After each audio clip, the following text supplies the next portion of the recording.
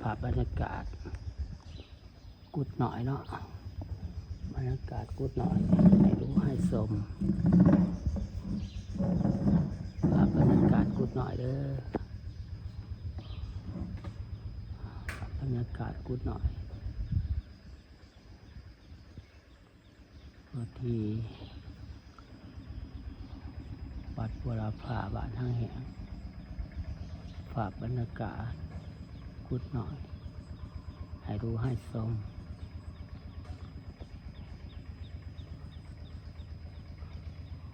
ภาพบรรยากาศกุฏิเนาะอยู่วัดบัวลาภาบ้านห้างแหงฝากบรรยากาศกุฏิอยู่วัดบัวลาภาบ้านห้างแหงเมืองคงสิโรนแข็งสระวานอะไรเอามาให้ดูให้ชมFC ลาวไทยและต่างประเทศ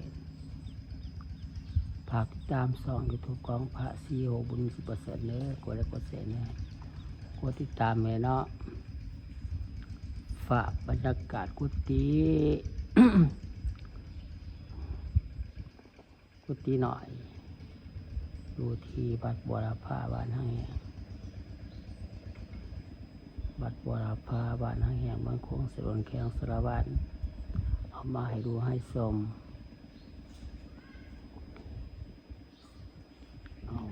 บรรยากาศมาให้ดูให้ชม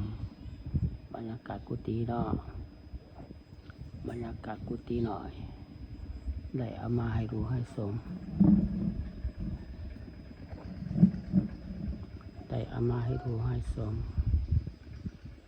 บรรยากาศกุฏิ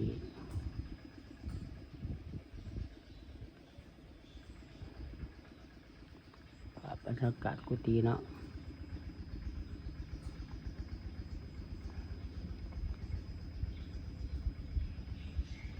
บรรยากาศกุฏิ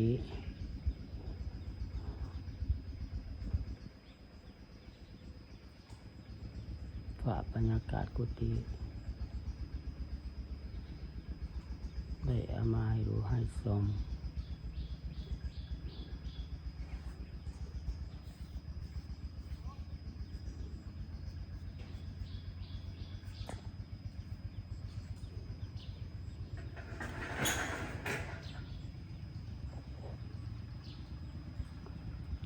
ติดตามส่องยูทูบของพระซีโอบุญ10%เนื้อกดได้กดแชร์เนาะกดติดตามให้เนาะเป็นกำลังใจให้พระซีโอบุญ10%แน่ฝากบรรยากาศกุฏิหน่อยเอามาให้ดูให้ชมเอามาให้ดูให้ชม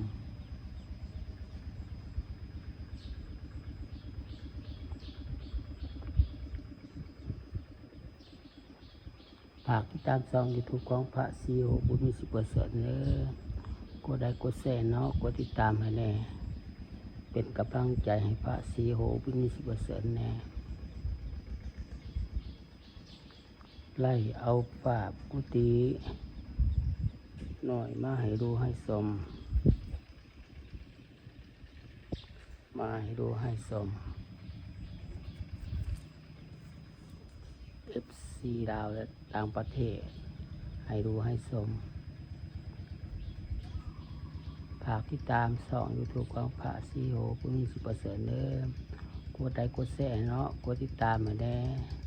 เป็นกำลังใจให้พระซีโอบุญ10%นั่นเด้อบรรยากาศฝากกุฏิหน่อยอยู่วัดบัวลาภาบ้านห้างแหงเมืองคงสิโรนแข็งสระวาน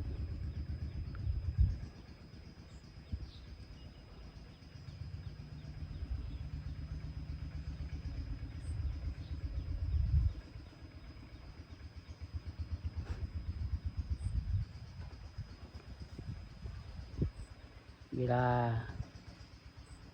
10 โมงปลาย11 โมงยังเนาะได้มาพามาดูมาชมบรรยากาศฝากกุฏิหน่อย ไล่เอามาให้ดูให้ชม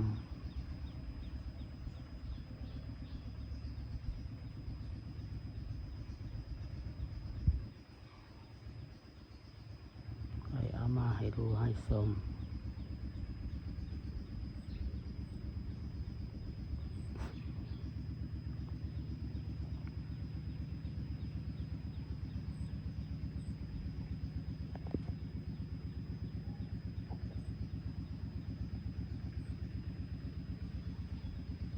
ไล่เอามาให้ดูให้ชม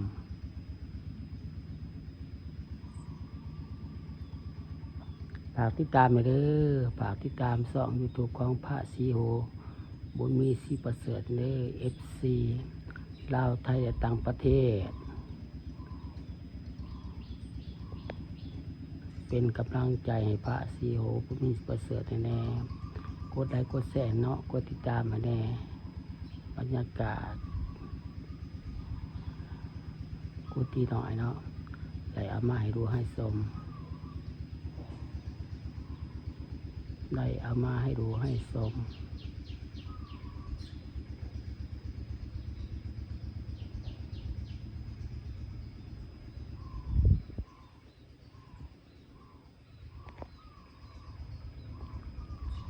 ไล่เอามาให้ดูให้ชม